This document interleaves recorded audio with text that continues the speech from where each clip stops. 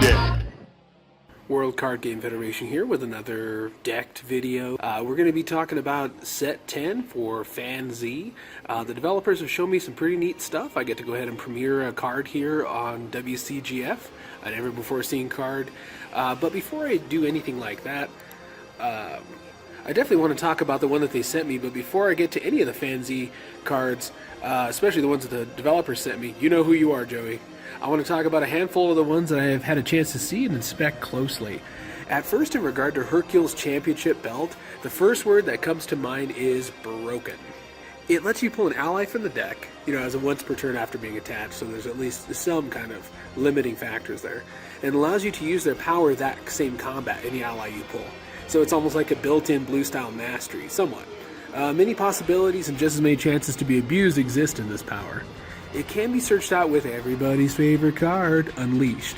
I don't usually do ally decks, but as you guys have seen on camera, I have been rocked by strategies that do that same effect. You guys remember Gohan's level 1 from Vengeance, the famous pull allies out, tutor them out like crazy? Well, HERCULE'S championship belt adds that as a wrinkle basically into any style you poke him into. He's not going to be so fixated on blue, but doing similar to Gohan's powers and blue tag. Another neat interaction here is that it allows you to be able to once per turn, discard a card. Super neat idea. And obviously, because who didn't think HERCULE needed another way to search out Dynamite Kick? I know you guys all did. But as far as that sort of thing goes, the discarding card part actually makes a bunch of older deck archetypes viable with HERCULE.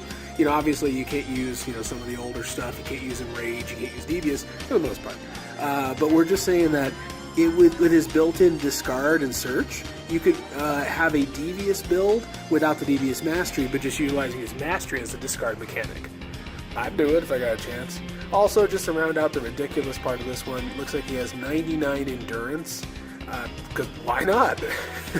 Already going nuts here? Why not? 99 endurance. For those of you who don't know, that's actually an homage to a really old card from Score Z called Are You Tough Enough? It's the one that had 100 endurance on it. It was a tough enough only card. The way to think of that is like it was KOs only, no MPPV or DB victories allowed. It's kind of neat.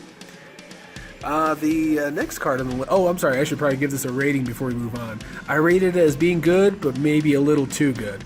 Mark my words, this card will become errated in time. Alright, how I already hate you, Torturous VOLLEY. I have friends who love to play the MPs from the Frieza clan. I want to call them changelings and I want to call them the Frieza family, but none of these descriptions are actually accurate. Let's see.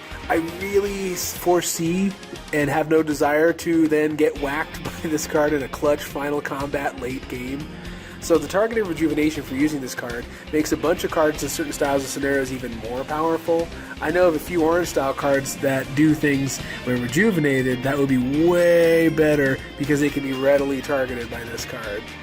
So this one, like you said, I'm going to see it end a lot of games late game with the Frieza clan players, but it's good but not broken. Okay, now for the reason that we're here. The devs passed me this beauty. This is going to be Overhead Sword Strike. So you guys know this one? It's physical attack. Lower your opponent's anger 2 levels. This thing's got endurance. This thing's not styled. Everything looks beautiful. It's got the Majin trait down there, so if you're a Majin, you're going to get this. If not, you're going to get a very ordinary physical attack with sword in the name. So you may discard a card from your hand to draw a card. That's hand tailoring that fits into lots of different styles that makes magic happen. So excellent utility. And remember, if the card you discarded just happened to have the word sword in the title, your opponent's MP loses 4 stages.